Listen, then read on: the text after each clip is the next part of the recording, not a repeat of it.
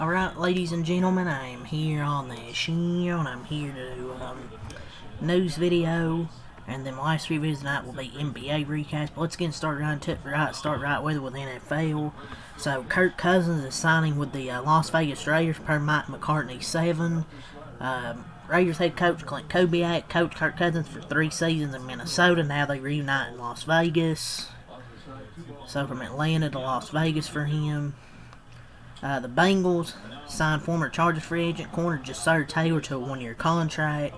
The Atlanta Falcons released their new uniforms. They're white and red uniforms, white jersey, black pants, and then red jersey, white pants.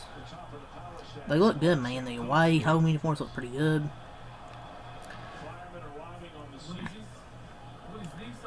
But the big news, man. We always saw Kirk Cousins went to the Raiders. For the compensation update, Kirk Cousins will sign a 5-year, $172 million deal with the Raiders. That in reality, though, was a 1-year, fully guaranteed $20 million deal that also contains a club option for 2 years, $80 million. The Falcons will pay Cousins $8.7 million this season. The Raiders another $1.3 million. And Las Vegas also agreed to pay its new QB a fully guaranteed $10 million roster bonus on the 3rd day of the 2027 new league year. And another most notable, it also sets another new mark, the 11th straight NFL season, which Cousins' contract will be fully guaranteed. Kirk Cousins' agent needs a statue. I mean, how is 5 years, 120-something million, basically 1 year, $20 million deal? I don't get it. How that makes sense. But he's got the best representation ever. Or 5 years, $172 million, though, that somehow in reality is 1 year, $20 million. But Raiders paid him. Former Steelers free agent safety Kyle Duggar signed a 1-year deal with the Cincinnati Bengals. Projected number 1 overall pick Fernando Mendoza scheduled to visit Tuesday in Las Vegas with the Raiders, who hold the number 1 overall pick. 5-time Pro Bowl corner Stephon Gilmore announced on IG that he's retiring from the NFL. The Chiefs agreed to terms of former Bills and Cowboys corner Kyer Elam. Probably in a 1-year deal, I would say. But yeah, that's pretty much all the NFL here. So let's move on. NBA Shams Charney, the Jags are signing Dez Mabang to a 2-year contract. J. Cole has signed a contract playing the Chinese Basketball Association. That was something. Those are 2 things there from Shams Charney. I think there's something else where Anthony Edwards didn't play tonight, and Cade Cunningham. It's going to be on other weeks, so they won't be eligible for the end of season awards because you play 65 games. So I believe that's something else. Those 2 won't be eligible for the awards. So apparently the Warriors, they were close to acquiring Kawhi Leonard at the trading deadline before the Clippers ended up pulling out. Per Tim Kawakami, they are expected to make another aggressive push for him in the offseason. They're going to make an aggressive push for Kawhi Leonard. They tried to get him at the trading deadline. But Clippers just pulled out.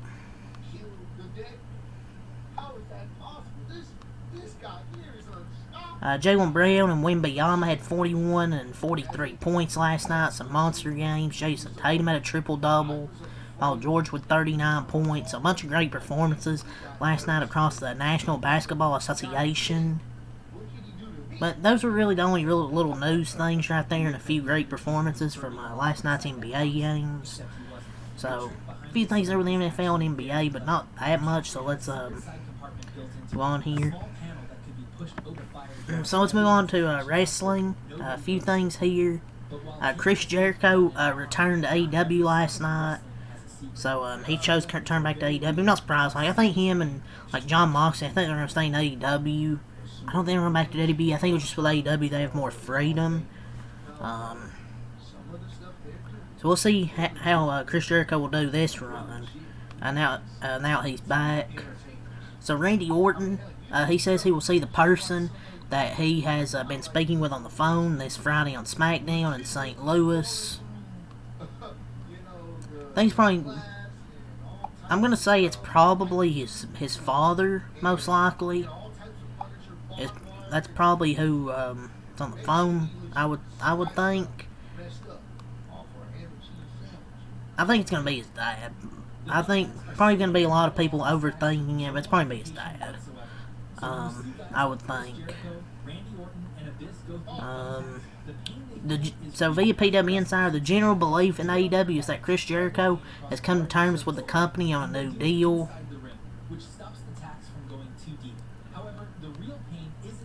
Yeah, I mean, he ain't returning to WWE. This will probably be his last deal, and then he'll probably be done with wrestling. So LA Knight, on iShowSpeed's live stream, he sent iShowSpeed to his gaming setup. He showed up to the stream to get his revenge after he got knocked out with the brass knuckles. A few things from Cultaholic. Lady Frost confirmed that she signed a contract with MLW. She departed AEW yesterday. Willie Mack is still with AEW, but he's moved from a full-time salary deal to a pay per appearance Tier 0 contract. It's unknown why this happened.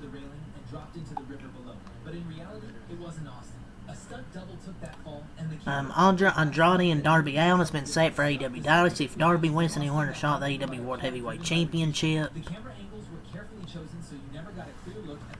I think that's really it, though, for wrestling.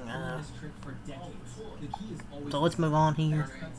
So let's get to some NASCAR news here. So, JGR filed motion for expedited discovery. Last night argument needs to prevent loss of relevant evidence because of Gaypart deleted text with Dickerson prior to November 15, and Dickerson have his automatic text delete feature on until February 26, which delayed message prior to January 26. And JGR renewed request to subpoena Trackhouse Hollis RWR owners / execs because they're amongst the most likely individuals Dickerson may have communicated with concerning Spire's possession of JGR's confidential information and trade secrets through their common Chevrolet relationship. And this is the 1 out of 2 and 2 out of 2 messages. Yeah, man, JGR's confidential information is sure working out well for these teams because they're 33rd, 34th, and 35th. Oh, yes, those teams are so fast, man. Look, man, JGR has a cup card in the ARCA series. Well, they want a deeper pipeline. Sure. Let's go over the Rockingham schedule for the week. One last time. Before tomorrow's action. Friday, 11 on FS2 Truck P&Q, 1:30 on the CW app. O'Reilly P&Q, 4:30 on FS1 the Truck Race at 4:30. 20% chance of rain. Saturday, 9 ARCA East P&Q, 12 on Flow the ARCA East Race. 1:30 the CW Prius, 2:30 CW O'Reilly Race. Going to be in both days the 80s with 20% chance of rain. Green flag times. Trucks 4:50. Really cutting it there on the daylight. ARCA East 11:35 a.m. on Saturday, and then also on Saturday 2:40 the O'Reilly race. All the trucks were through take on the first or second time except Schaefer, which needs to pass in the morning. Dock 10 minutes of practice temporarily for being late line or other minor violation. A bunch of others. It is a 50-minute practice, so. But I believe that's probably it for NASCAR here. So let's move on. So the Pittsburgh Pirates, they are calling up Connor Griffin, the #1 prospect in baseball, ahead of Friday's home opener. He'll start at shortstop. If he remains with the team the rest of the season, they're eligible to receive a draft pick through the prospect promotion incentive. So they were calling up their top prospect ahead of their game on Friday. So we'll see how he does in his first game in the major leagues. What's happening? College basketball to end it off here. That was all for baseball. Really, the only thing newsworthy. 7'5" Missouri center Trent Burns agreed to a deal to return to Missouri next year. Kansas State guard David Steele is entering the portal. Obviously, Joanna Buchanan has entered the transfer portal. Transfer.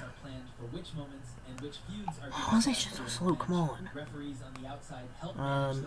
Northwestern forward Trey Singleton plays near the transfer portal. He's a former four-star recruit. North Florida guard Cameron O'Reilly plays near the transfer portal. Averaged 20 points per game. Providence big man Oswin something plays near the transfer portal. 6 points per game, 8 rebounds, and 2.1 blocks per game. He's only a sophomore. Notre Dame wing Jalen Harlison plays near the transfer portal. He averaged 16 points and 4 points per game this season. Providence guard Ryan Melo returned to the Friars. Florida Atlantic guard Devin Vantertool plays near the transfer portal, averaged 15 points and 6 rebounds per game. Lehigh guard Nasir Whitlock plays to enter the transfer portal, averaged 20 points per game. But I think that's really out of it, I think. There'll still be more players in the transfer portal. I mean, this is women's college basketball, but still college basketball. Maybe, I guess Audie Crooks and women's basketball is entering the transferring portal, that's crazy, but didn't expect that. I think she averaged like 25 points per game this year or something like that. Georgia Tech guard Kai Fleming is entering the transferring portal, but yeah, that's all today for news here, man. So, leave a like, subscribe for more. Thanks, I'm out a lot. Peace.